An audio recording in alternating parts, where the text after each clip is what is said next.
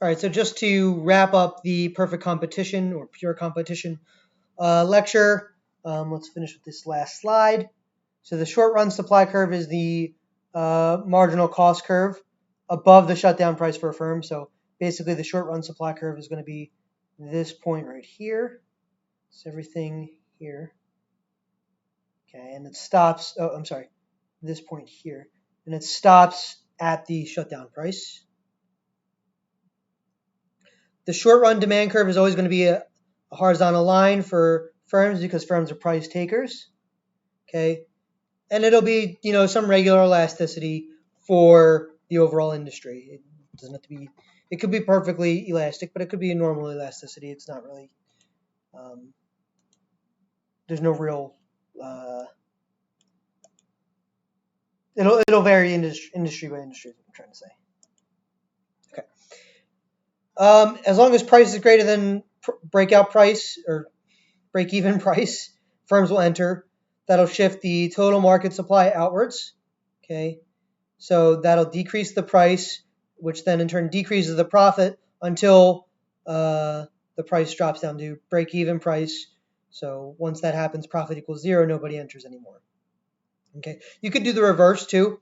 If price is between break-even and shutdown, okay, firms will continue to produce until they no longer have the fixed cost, and then the firms that have the opportunity to incur that fixed cost again will not, because they know they're going to have negative profit.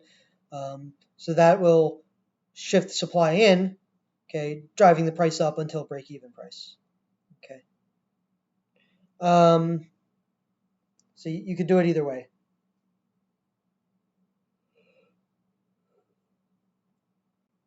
So the per firm quantity is going to decrease and profit will go to 0.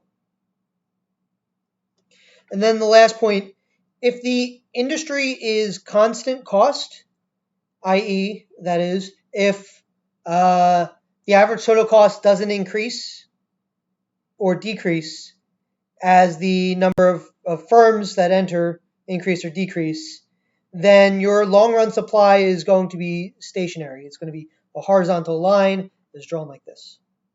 Okay, so as long as average total cost doesn't decrease or increase with the number of firms, like it doesn't rise or drop, then your long run supply is always going to have a price equal to, or your long run price is always going to be equal to the minimum average total cost, right?